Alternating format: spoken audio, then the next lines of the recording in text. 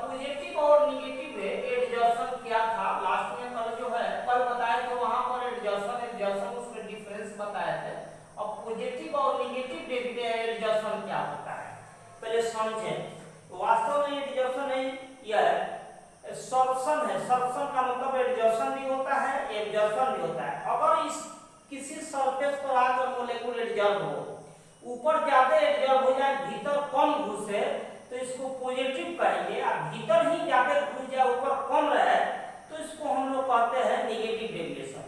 यानी इसको डिफिनेशन में कैसे बनाएं कि अगर concentration of adsorbent on the surface of adsorbent be greater than that of concentration in bulk phase is called positive.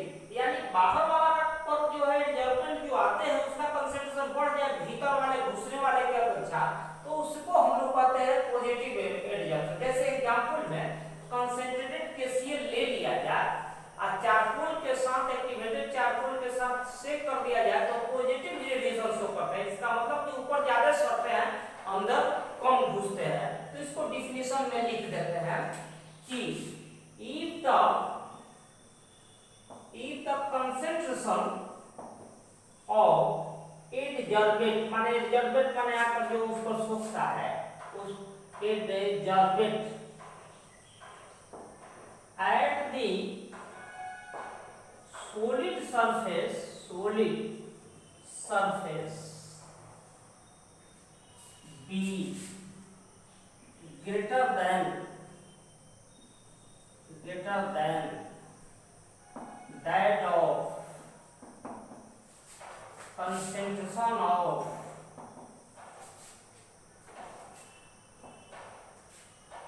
Adsorbent चाहे नहीं भी लिख सकते हैं उतना ही से काम चल जाता है। Adsorbent in bulk phase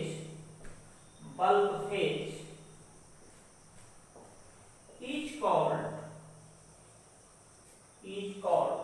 positive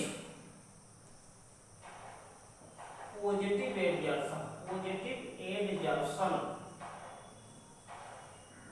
example में लिख देंगे कि when concentrated KCl is set with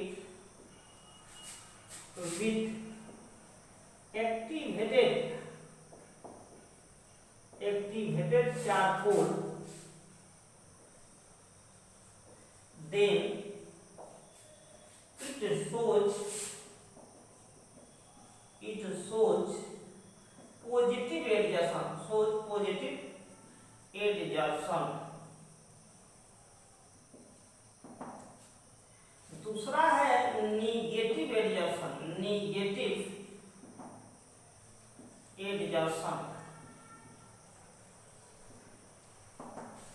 अब यही कर देंगे कि यह कम हो जाए, यहाँ ग्रेटर लिखे हैं यहाँ कम कर देंगे।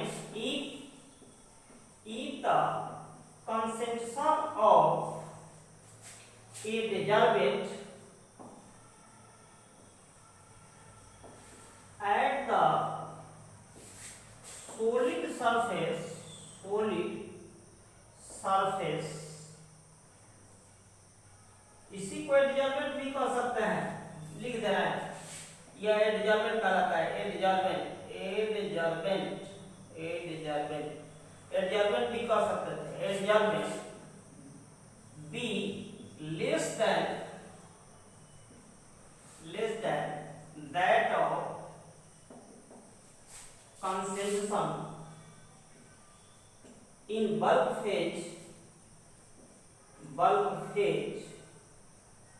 अब लिख देंगे is called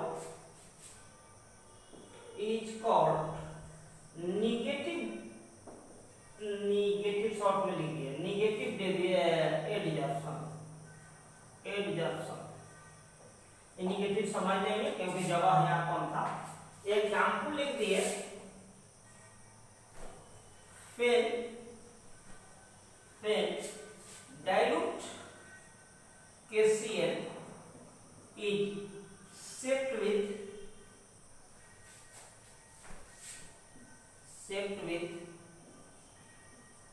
activated charcoal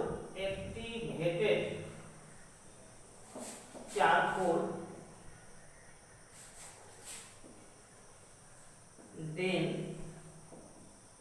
it shows क्या चीज निगेटिव एडिशन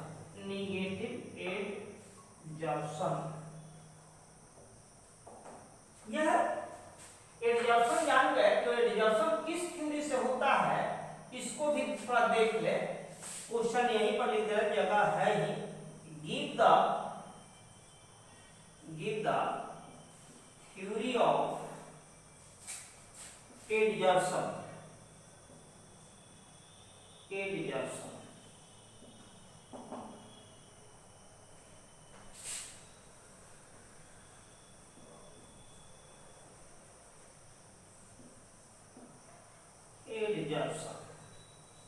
किस तरह से होता है। इस थ्योरी के अनुसार जो है सॉलिड का सरफेस जो है अपर सरफेस जो है सॉलिड यह लिक्विड जैसा बिहेव करता है। यह एक कॉन्सेप्ट है यानी इसके ऊपर वाला जो सतह होता है सॉलिड के अंदर के तरह जो है अंदर वाले मोलेकुल से खींच आते हैं अपने आप पर कुछ अनबैलेंस फोर्स जो है महसूस करता है इसलिए बगल से जो है पास करने वाले छोटे छोटे मोलेकुल को खींच लेता है। यह अभी दिमाग में नहीं गया होगा तो इसको समझे सब लोग। सपोज कीजिए कि 10th और 11th के विद्यार्थी को फील्ड में खड़े कर दिए गए लाइन में और बीच में जितने कुछ मोलेकुल्स होंगे माने बचे होंगे कुछ किनारे वाले लाइन में है 11th के बच्चे कुछ इधर भी है कुछ इधर भी है। बीच वाले तो कहीं इधर उधर किसी को खींच नहीं सकते हैं लेकिन जो किनारे वाले बच्चे हैं उसके बगल से छठा का लड़का जा रहा है 6th क्लास का तो शैतानी करेगा वो खींच लेगा। इसलिए खींच कर लेगा कि भीतर से खुद खींचा रहा है भीतर जो है उसको अट्रैक्शन है या भीतर वाला खींचते हैं तो बाहर वाला को वो खींच करके अपने ढिलाने के चक्कर में दूसरे को भी खींच लेता है अपने आप पर सटा लेता है। यही है एडजस्टन का थ्योरी। हम लोग यह कैसे लिखेंगे कैसे लिख देंगे कि this theory state that the upper surface of solid behave like liquid that is molecules at the surface of solid withdraw inward माने भीतर की तरफ खिंचाते हैं and kill some unbalanced force which is called residual force and this force is responsible for adsorption। वही दूसरे गैसों को अपने आप में सटा लेते हैं। लेकिन ट्रांजिशन मेटल के केस में एडजॉर्प्शन होने का एक और कारण होता है फ्री वैलेंसी। पैराग्राफ चेंज करके लिखते हैं in case of transition metal adsorption take place due to free valency. वहां पर ऐसे बदल देंगे थोड़ा सा लिख देंगे इस तरह से this can be explained as the upper surface of solid behaves like liquid, that is the molecules at the upper surface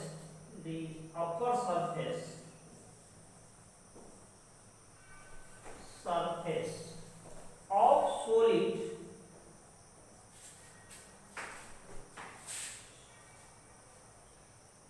withdraws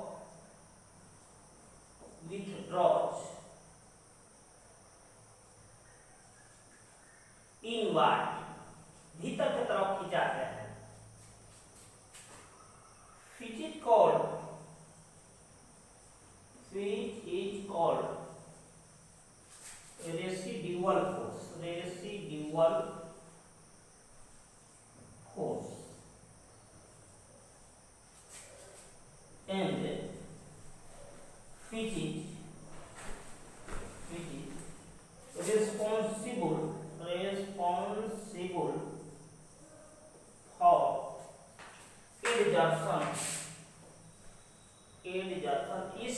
से एडजस्ट होता है। But in case of transition metal, transition metals, adjustment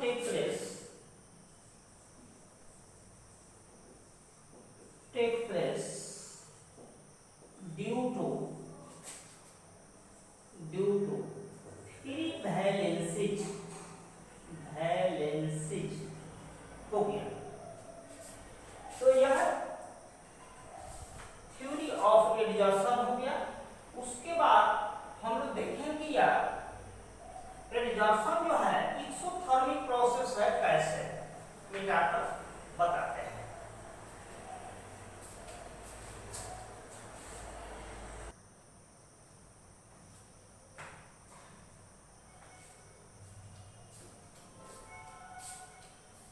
उसके बाद लिखे हैं सो that, क्या है, prove that adsorption is an exothermic process. Adsorption क्या है, एक्सोथर्मिक प्रोसेस है। किताब में भारी लिखा है, नहीं भी आएगा, थोड़ा हम समझाते हैं, ध्यान से देखेंगे। जब कोई एडजर्सन होता है तो उस पर वैसे ही मान लेते हैं कि सॉलिड पर आकर कलेक्ट हो रही है, या धूलकण ही बेंच पर बैठ रहा है, तो ऊपर उड़ रहा था तो क्या था, वे डिसऑर्डरनेस उनका ज्यादा था, इस पर बैठ गए तो डिसऑर्डरनेस कम हो गया। अब मेजर ऑफ डिसऑर्डरनेस सिलेबस में बताया कि एंट्रोपी कहलाता है। तो ऊपर जो है डिसऑर्डरनेस उसका ज्यादा था, इस पर आकर बैठ गए तो डिसऑर्डरनेस बढ़ा कि घटा, डिसऑर्डरनेस घट गया, यानी डेल्टा एस क्या हो गया, नेगेटिव हो गया। यह भी हम जानते हैं कि यह एडजर्सन जो है एक स्पॉन्टेनियस प्रोसेस है, यह स्वतः होते रहता है। धूलकण हम लोग आज पहुंच कर जाएंगे साइकिल, कल बैठ जाएगा, गैस आकर हमारा देह पर सटेगी, एडजर्न होगी। यह कोरोना के मोलेकुल उड़ेंगे बगल में तो आकर सट जाएंगे।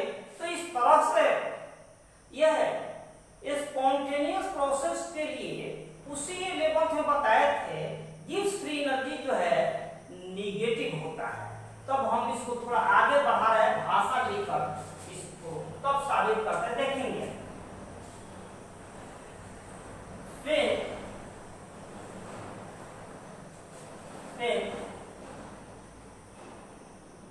एक gas मोलेकुल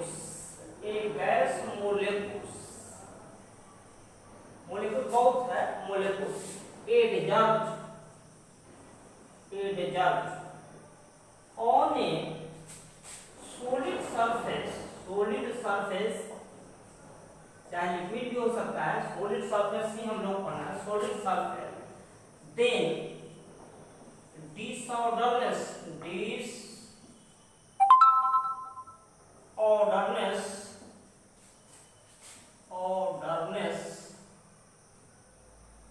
of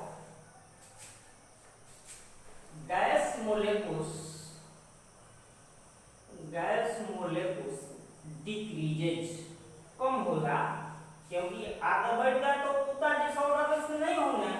that is entropy of these molecules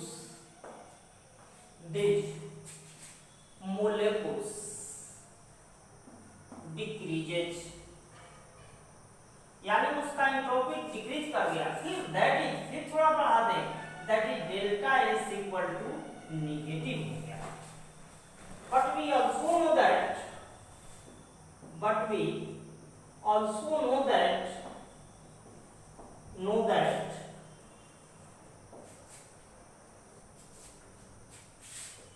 adsorption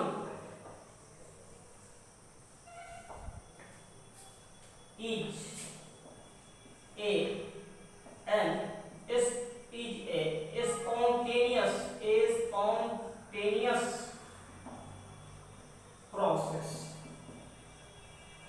spontaneous process का गिव्स फ्री एनर्जी कितना होता है, नेगेटिव होता है। एंड द गिव्स फ्री एनर्जी जिसको हम लोग लिखे थे डेल्टा ऑफ जी, चाहे 0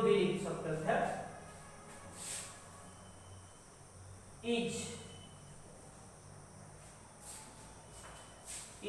निगेटिव, यह भी निगेटिव हुआ, वी नो दैट, यहां मिलाएंगे उसी थर्मोडायनेमिक्स में, चाहे वी नो दैट, चाहे लिख देंगे कि फ्रॉम थर्मोडायनेमिक्स के थोड़ा और बढ़ा देते हैं, नहीं तो भुला जाएंगे सब लोग, फ्रॉम थर्मोडायनेमिक्स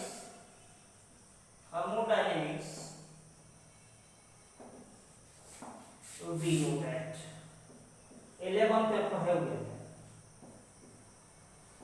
इस तरह से 11 में फॉर्मूला बताया था डेल्टा आर जी जीरो, तो स्टैंडर्ड फॉर्म में नहीं ले रहा है, स्टैंडर्ड बनाना होगा तो सब स्टैंडर्ड में बना देंगे, delta H minus T delta S. इस तरह से हम लोग देखेंगे कि यहाँ पर यह है निगेटिव, यह यहाँ पर हम लोग का हो गया प्लस होता है, यह हम लोग लिखते हैं या डेल्टा एच बराबर हो गया delta R G zero plus minus हो जाएगा, यह आएगा तो माइनस टी डेल्टा एस। यहाँ पर लिखेंगे कि यह निगेटिव है, यह भी निगेटिव है, चूंकि यह निगेटिव वैल्यू था, यह इधर आ गया, प्लस होगा, और फिर यह निगेटिव लिखे, यह निगेटिव कर दे, यह h बराबर हम लोग का हो गया कितना, डेल्टा h बराबर आके यह इधर आ गया प्लस हो गया, ठीक है, इतना होता था, यह इधर गया तो प्लस हो गया, हाँ ठीक है, अब हो गया। यह हम लोग का निगेटिव होता था तो निगेटिव में गुणा कर देंगे, यह भी निगेटिव, यह भी निगेटिव, तो यह जिस प्रोसेस का डेल्टा एच निगेटिव हो वह एक्सोथर्मिक होता है, लेवल में ही मिला था, therefore process will be process, तो यहाँ प्रोसेस क्या है, एडजर्सन will be adjustment will be exothermic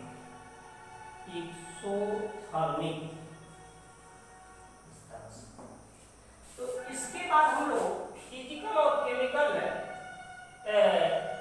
एडजर्सन पढ़ाएंगे, लेकिन अब थोड़ा कम ही में रहने दिया जाए, क्योंकि अभी बहुत विद्यार्थी जो है केमिकल काइनेटिक्स पूरा नहीं किए हुए, इसलिए थोड़ा ही बता रहे हैं, इसकी खत्म होकर देर नहीं लगेगा, इसमें नॉमिकल नहीं है। एक विद्यार्थी घबरा गया था, इस पूरा केमिस्ट्री पढ़ाने में हमको टाइम नहीं लगेगा।